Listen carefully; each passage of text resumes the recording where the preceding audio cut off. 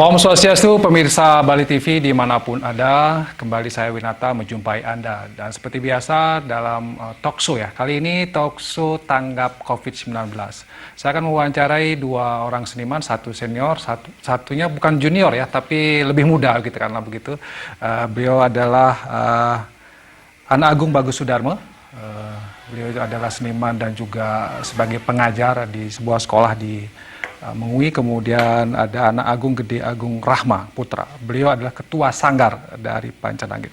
Kita sapa dulu narasumber kita berdua. Om Swastiastu, satu sarang kali. Om Swastiastu. Menapi kata becek ya? Oke.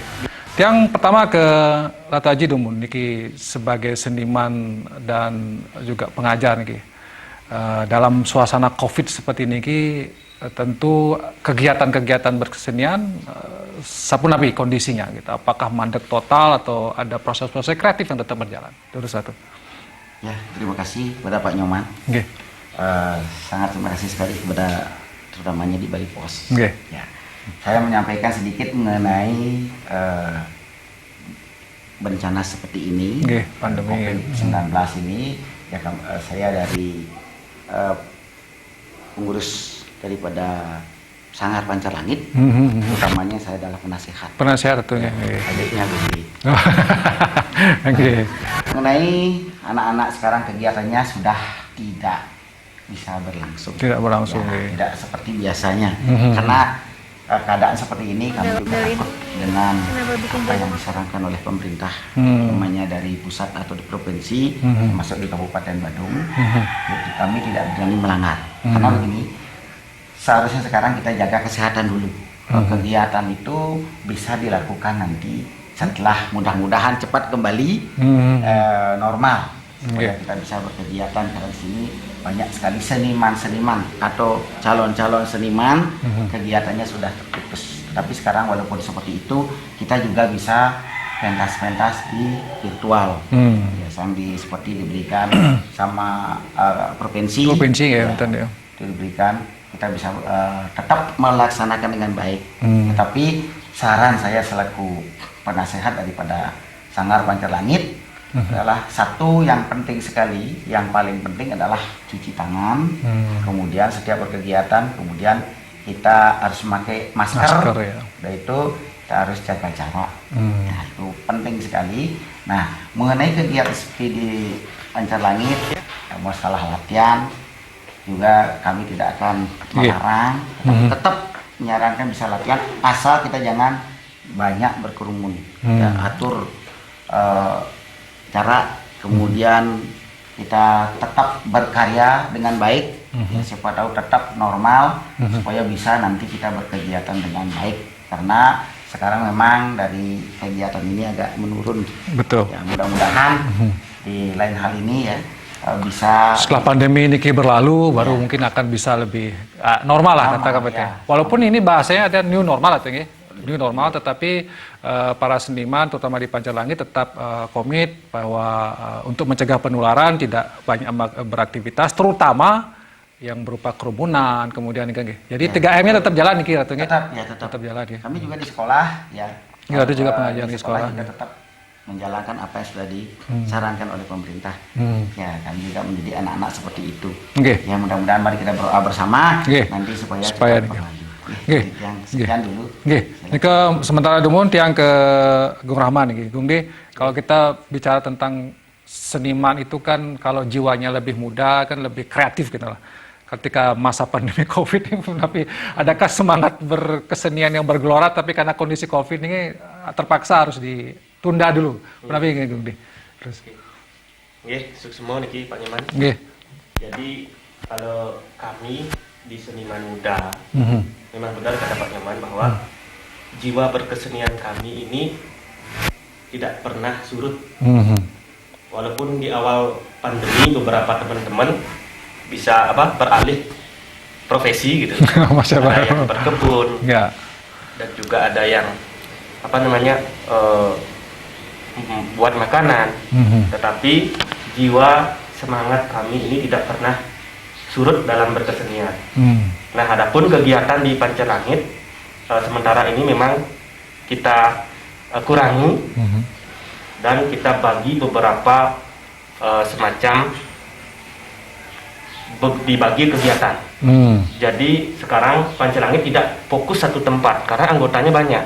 Oh, gitu ya. Jadi kita pecah dia.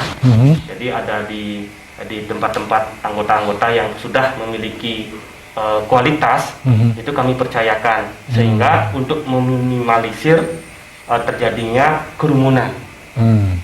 Nah, jadi ada yang mungkin di Mengui, ada yang di Denpasar seperti itu, dan mereka tetap melakukan kegiatan tetapi sangat terbatas.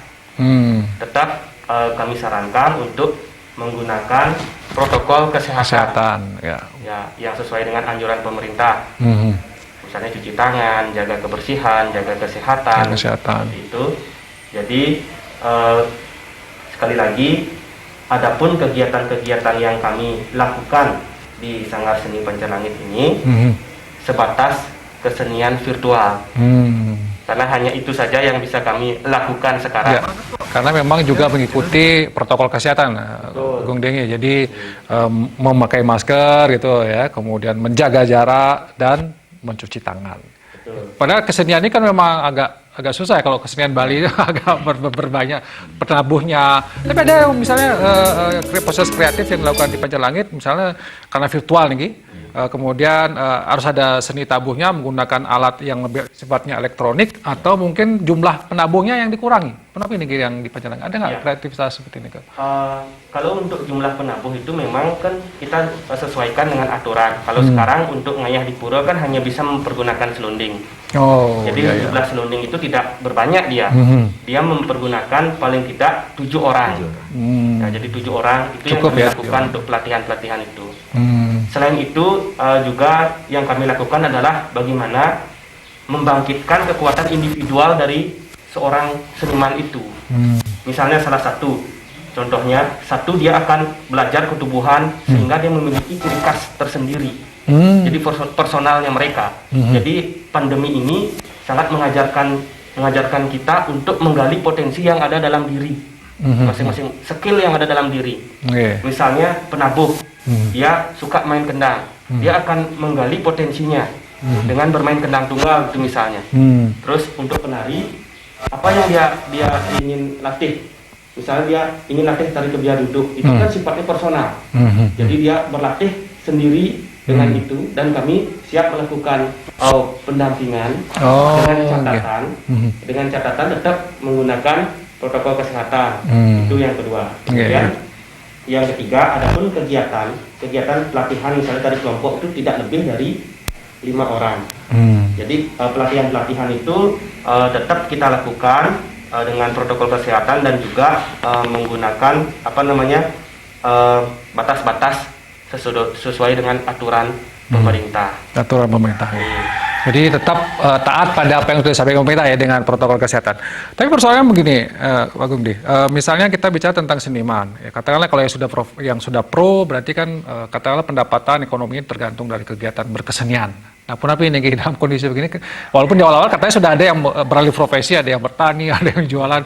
Kali nggak nih seperti ini? Ya, sementara ada beberapa teman-teman di sini yang membantu usaha kakaknya untuk berjualan. Dan juga yang buat tanaman seperti ini.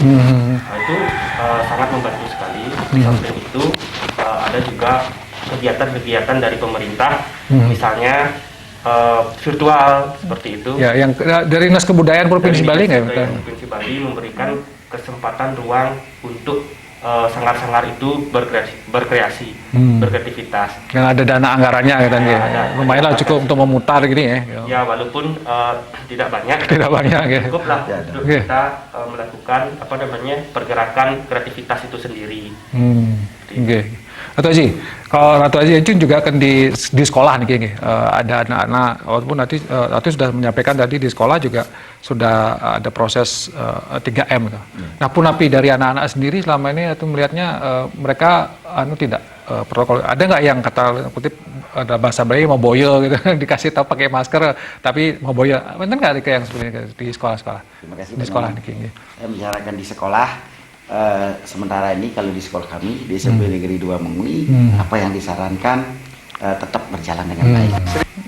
Tetap berjalan dengan baik. Misalnya anak-anak kalau sudah disarankan untuk mengumpul tugas, ya tetap menggunakan masker dan cuci tangan. Kami sudah siapkan juga cuci tangan itu sebanyak 33. 33, oke. 33 tetap cuci tangan. Ya. Ya itu sudah berjalan dengan baik. Mudah-mudahan bisa berjalan seterusnya seperti itu. Dan dibuat seni ya. Saya sempat mampir tadi ke sekolah melihat tempat cuci tangannya ada patungnya. Itu juga merangsang anak-anak untuk cuci tangan katanya. Sabun juga Intan, Baik. Kita kembali ke Gung De. Kalau kita bicara tentang kesenian ya, Bali ini kan sangat identik ya dengan kesenian. Gung De punya nggak pandangan ke depan kira-kira kalau kondisi COVID ini tidak akan agak lama nih kondisi berakhirnya, apa jangan-jangan akan ada perubahan berkesenian kita?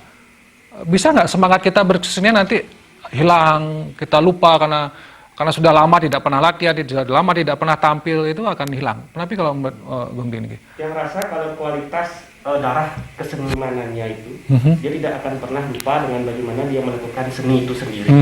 Meskipun jedanya lama gitu, jedanya lama, mereka itu tidak diam. Walaupun mereka di rumah, mereka itu tidak diam. Tidak diam. Jadi mereka melakukan aktivitas, misalnya membuat video virtual, pentas tari, apalagi challenge yang seperti sekarang itu yang hit di TikTok, di Instagram, itu mereka melakukan kreativitas walaupun dengan batasan.